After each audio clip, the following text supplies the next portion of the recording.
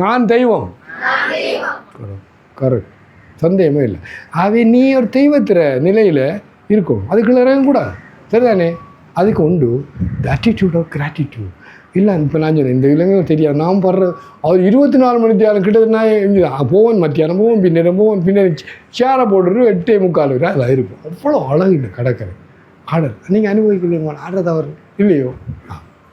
Thank you. நான் சரி சொல்லித்தேன் எல்லாத்தையும். கற்றலுக்கு நேரம். இது மகன் எதை விட்டேண்ணா? அதை போடும். இது சொல்லுங்க, உருவகம். இப்போ தென்னிந்தியாவில் பிராமணர் இருக்காங்க, குடுமி இங்கே, உங்களுக்கு குடுமி பின்னால் இருக்குது, கொண்டை கட்டுறீங்களோ சொல்லி.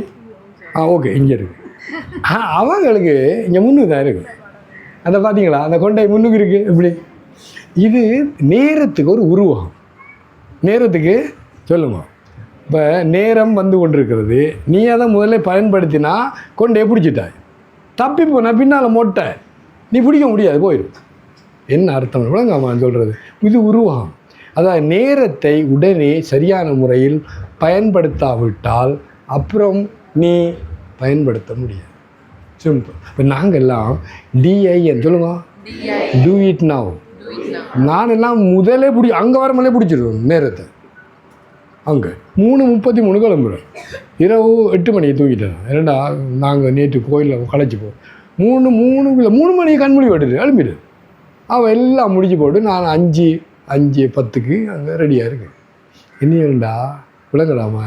இப்போ நேரத்தை பொன்போல். அமெரிக்காவில் டைம் இஸ் மணி சொல்லுங்க, இங்கே டைம் இஸ் இறைவன் சொல்லுங்க. டைம் இஸ் லைஃப், அதுதானே? டைம் இஸ் லைஃப் சொல்லுங்க.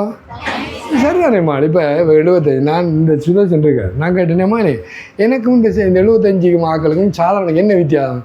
இந்த வயதில் ஞாபக சக்தி போயிடும், அந்த நோய் இந்த நோய் எல்லாம் இருக்கும். நீங்கள் அப்படி இல்லை சாமி சொன்னேன். ஆனால் அதுக்கு எவ்வளோ தூரம் தன்னை நேரத்தை பயன்படுத்த தெரியுமா? ஓகேம்மா, சரியா? போடுங்க. இதை கவனம் கேட்கும். குடிக்கிறது ஆறி போச்சு. பொண்ணு பொண்ணான நேரம், மற்றதெல்லாம் போடலை, அதில் மட்டும் பொண்ணானண்டு போட்டேன். மால் சொல்லுங்க,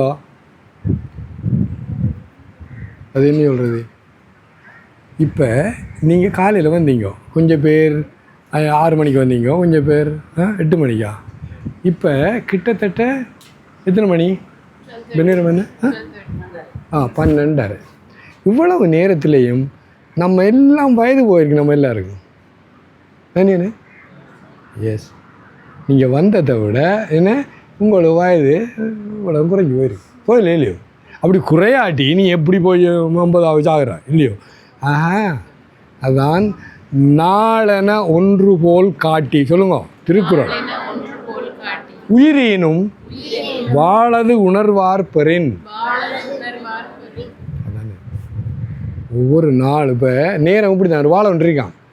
ஒரு நாள் போயிட்டு வெட்டி, அந்த என்ன வெட்டி மீன் நம்மளாக அது விளங்கும், பக் துண்டு பப் துண்டு, அதுதானே அது மாதிரி.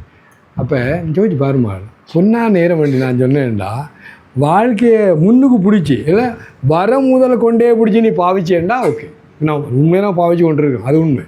ஆனால் எத்தனை பேர் அப்படி செய்கிறாங்க? ஸோ வாழ்க்கை என்னது அப்படியே முடிஞ்சு. நிறைய பேர் இருக்காங்க இல்லை, நான் ஒரு 100 பேருக்கிட்ட அவங்களோட உடம்பு ஒரு நேரம் பக்கத்தில் இருந்திருக்கேன். அது ஒரு 5-6 பேரை தவிர மற்றெல்லாம் நான் சாப்பிட்றேன் இல்லை, எனக்கு என்ன நடக்கும் கையை பிடிங்கோ, எனக்கு பயமாக இருக்குது, வைக்கவில்லை எனக்கும். ஏன்? மரணம் நிச்சயம், அது உடம்புக்கு, உனக்கு இல்லை. சொல்லுமா, மரணம் உடம்புக்கு மட்டுமே, எனக்கு இல்லை. நான் ஒரு உயிர், இருந்தேன், இருக்கிறேன், இருப்பேன். அப்போ இந்த நேரத்தை பயன்படுத்தாமல் இருந்தேன்னா அவனுக்கு பரிணாமம் இல்லை, உயிர் இருக்கும். சரிதானே? நாய்க்குள்ளேயும் உயிர் இருக்குது, பூனைக்குள்ளேயும் இருக்குது, மாட்டுக்குள்ளேயும் இருக்குது. என்ன விரிவானம்? அப்போ என்ன செய்யணும்? என்ன நேரத்தை பொன் போல பயன்படுத்தி இந்த நான் முதல்ல சொன்ன இந்த மனித உயிர் என்ன அரிது அரிது, மானிடராதல் அரிது, அதை பயன்படுத்தணுமா சொல்லிட்டுனா எனது மற்றது நீங்கள் படிக்கணும். தேங்க்யூ. அடுத்து டாபிக் எனது சுய பெறுமதிகளுக்கு செல்ஃப் வேல்யூஸ் பிள்ளை நானே பொறுப்பு. நம்மை நாமே மதிப்பிடுவது வளர்ச்சியின் திறவுகோல். பலவீனங்களை அறிந்து வலிமைகளை வளர்த்து தொடர்ந்து முன்னேறும். அதுல சுய ஆய்வு பத்தி சொல்லியிருக்காங்க. என் பலவீனங்கள் என்ன, எவ்வாறு முன்னேற வேண்டும். அதுக்கு என் பலவீனம், நம்மட பலவீனம் என்னன்னு நமக்கு தெரியாது. நம்மளை விட என்ன சொல்லுவோம், இது பெரிய எந்த வாழ்க்கையில் ஒரு ஏதாவது ஒரு நல்ல காரியம் செய்தேன்டா இது உண்மை. இப்போ நம்மளோட ஊரில் பாருங்க, வட்டி ராங்க என்ன தவறு, நான் என்ன பிள்ளைக்குட்டியை பார்த்துக்கொள்கிறேன், குடும்பம் பார்த்துக்கொள்கிறேன், என்னிட்ட வந்து சொல்லுவாங்க உங்கள்கிட்ட ஏன் வரணும், நான் கோயிலுக்கு ஏன் போகணும், நான் இந்த கடமையை செய்கிறேன். சொல்லுங்க, நம்முடைய தவறு இல்லாமல் இருந்தால் நீங்கள் பள்ளிக்கூடம் போய்க்க வேண்டியதில்லை, முதல் பிறந்தே இருக்க மாட்டீங்க, நீ கடவுளாக இருப்பீங்க. நீங்கள் பிறந்தாயன்னு சொன்னால் நிறைய நம்மள்கிட்ட என்ன நிறைய சரி பண்ண வேண்டிய தவறுகள் நிறைய முடியுமா? நீங்கள் எழுதுங்க, நீங்கள் உங்களை தான் சொல்லு. எஸ், சரி பண்ண வேண்டிய தவறுகள் நிறைய உண்டு இல்லையோ? ஓகே, அதில் தானே வந்தாச்சு. அப்போ இது நான் செய்ததை உங்களை சொல்கிறேன். தொடக்கத்திலே ஒரே ஒரு விஷயத்தை நான் பார்த்தேன். நான் சின்ன பையன்தான், எனது தவறு முடியுங்கோ எனக்கு தெரியாது, நிறைய பேர் தெரியாது. எஸ், அப்போ என்ன செய்யணும்? உண்மையான நண்பர்களாம் சும்மா அது நகுதற் பொருட்டன்று நட்டல் சொல்லுங்க,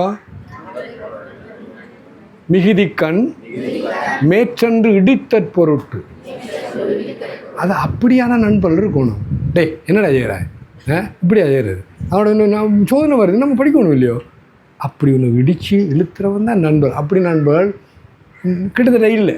அப்போ நீ என்ன செய்யணும்? உன்னை விட உயர்ந்தவர்கள், நான் அப்படி தான் செய்கிறேன்.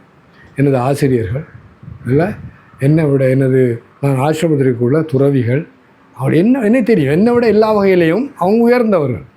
அவங்ககிட்ட நான் போச்சு, நான் இவ்வளவு தூரம் வந்து இலங்கையிலேருந்து வந்திருக்கேன், நான் வந்த காரியத்தை நிறைவேறணும், என்னில் ஏதாவது தவறு நீங்கள் கண்டா நீங்கள் எனக்கு அதை எடுத்து சுட்டி காட்டினா நான் நன்றி கடன் உள்ளவனாக இருப்பேன். சரி, அப்போ அவங்க எல்லாருமே இல்லை நாம செஞ்சவாங்க, நான் கேள்விப்பட்டேன் இது அப்படி. அப்போ ஏன் அப்போ அவங்க சுட்டி காட்டினா அதானே செல்ஃப் வேல்யூ. உனக்கோ என்ன வர இல்லையோ உன்னை நீ திருத்துவாய்.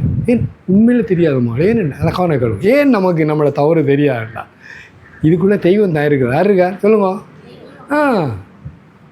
தெளிந்தாருக்கு சீவன் சிவலிங்கம்.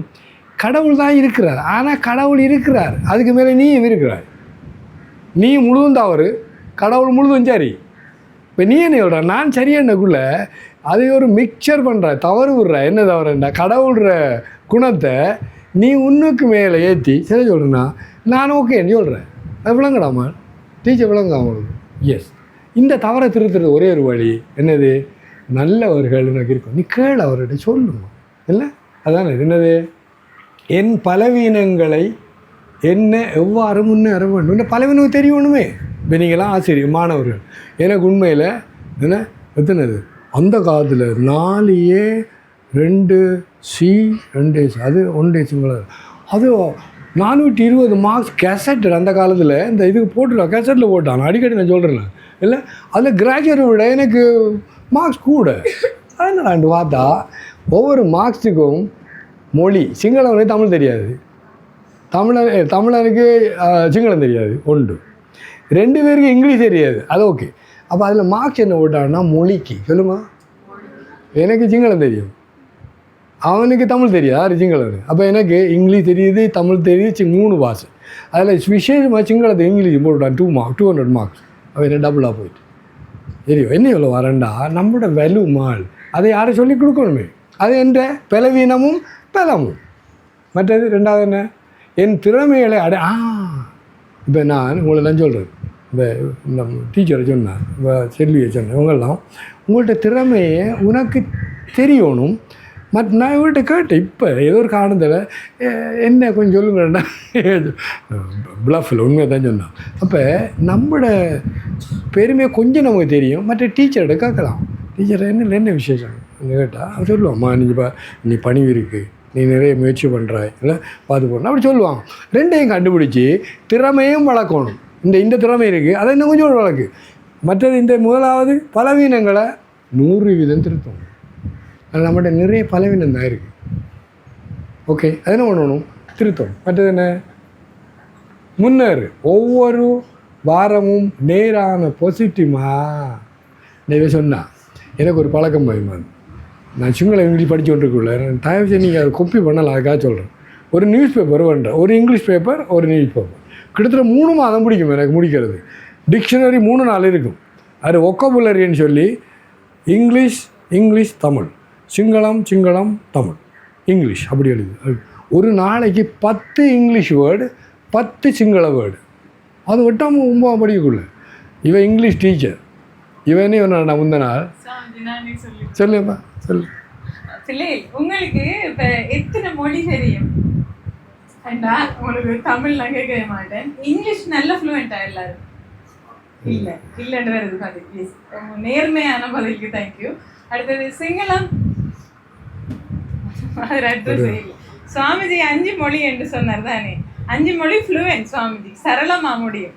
இப்போ அதில் இந்த நான் ஒரு இங்கிலீஷ் டீச்சர், சில நேரம் சுவாமிஜி சொல்கிற வேர்டுக்கு நானே டிக்ஷனரி போய் தேடுற மாதிரி இருக்கு. அவ்வளோ வொக்கேபுலரி அவர்கிட்ட இருக்கு. அம்மா அது சாரண வரல தாயே இல்லை. இப்போ பாருங்க எவ்வளோ பெருமை உண்டு. இல்லையா?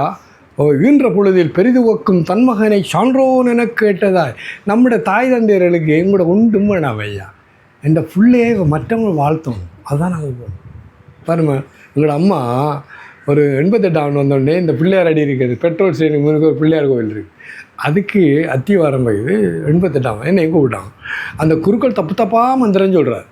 அப்போ நான் இவருக்கு சத்தமானா சரியாக சொல்லி கொண்டு வந்தேன். இங்கடா உண்டு உண்டு மாணவனு சமஸ்கிருதம் தெரியும். ஆமாம் தெரியும் தாய் பண்ணுன்னு வந்து அவங்க வச்சாங்க மேடையில்.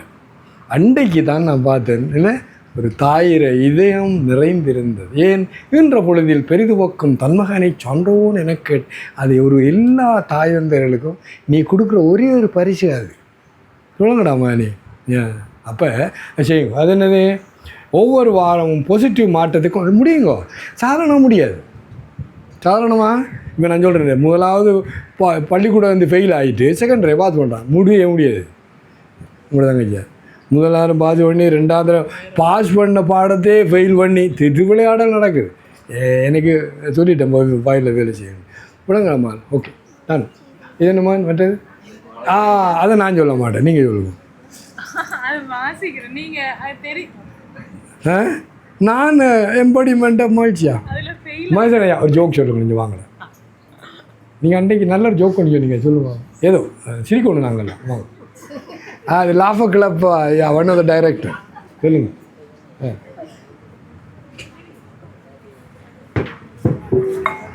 மற்றத்தை சும்மா எஸ் சரி எடுங்க காணும். எஸ் சரி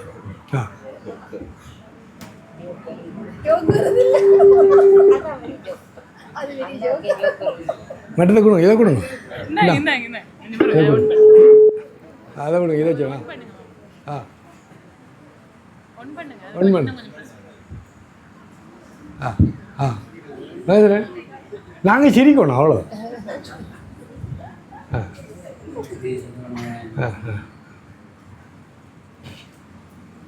உண்மையிலே எங்களை விட பிள்ளைகள் கட்டிக்காரா சரியானே. நாங்கள் புள்ளி மேய்ப்போம், அதுகள் கோலம் போடும். அந்த அளவு ஆற்றல் இருக்கு. அவங்க தங்களை வளர்த்துக்கணும் சரியானே. எப்பயும் ஒரு ஆசிரியரை தோற்கடிக்கிற மாணவன் அவன் படித்து வந்து அதை நிரூபிப்பான். அப்போ அந்த அடிப்படையில் ஒரு பாடசாலையில் கடும் குழப்படியான வகுப்பு ஒன்றது சரியானே. உதாரணத்துக்கு 11ஆம் ஆண்டில் 5 வகுப்பு இருந்தால் அதில் ஒரு வகுப்பு கடும் குழப்படி. 6 போனாலும் படிப்பீங்க, 6 சொல்லுங்க.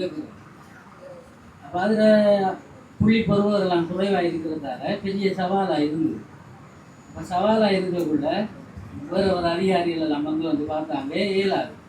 அப்போ ஒரு எக்ஸண்ட் அதிகாரி ஒரு ஆள், அவர் உலகத்தில் இருக்கிற எல்லா படிப்பும் படிப்பு போட்டு வந்து பார்க்குறது எந்த பிள்ளைகள் வீக்காக இருக்குன்னு நான் பொருட்படுத்தணும் போட்டு வந்து அந்த வகுப்பறைக்குள்ளே போகிறேன். போய் இந்த ஊரில் உங்களோட நீங்கள் படிக்கிற இந்த பாடசாலை இருக்கிற ஊரில் தானே பிறந்தார்கள் நீங்கள்லாம். இந்த ஊரில் 6வது மகான்கள் பிறந்திருக்காங்களா, பெரியாக்கள் பிறந்திருக்காங்களான்றது ஏன் அப்படி சொல்லி நீங்கள் அப்படி ஆகலாம் என்றதுக்கு அவர் கேட்க வேறு ஒரு பிள்ளையும் கை ஏற்றி பதில் சொல்லலை.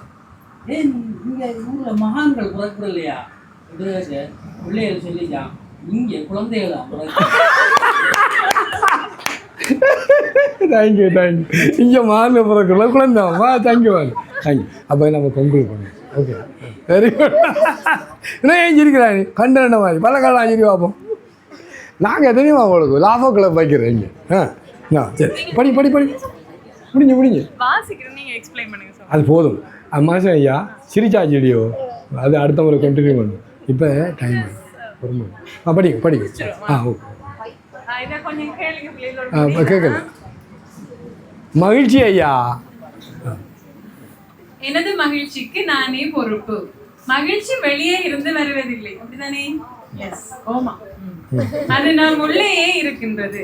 நமது எண்ணங்கள், நமது தேர்வுகள், நம்ம என்னென்ன சூஸ் பண்றோமோ அதான் நம்ம மகிழ்ச்சிக்கு காரணம். என்ன இவை நம் மகிழ்ச்சியை உருவாக்குகின்றன.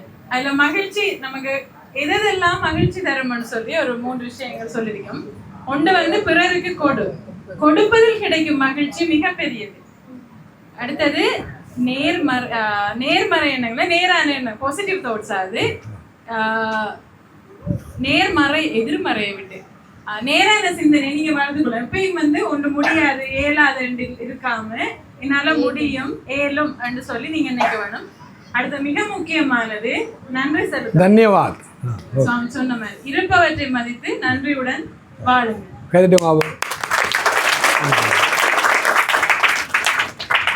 கொங்கு இவங்களோட அபிப்பிராயமோ ஏதோ செய்யும் நேரங்கள் சரியா? இந்த குழந்தை எழுப்பி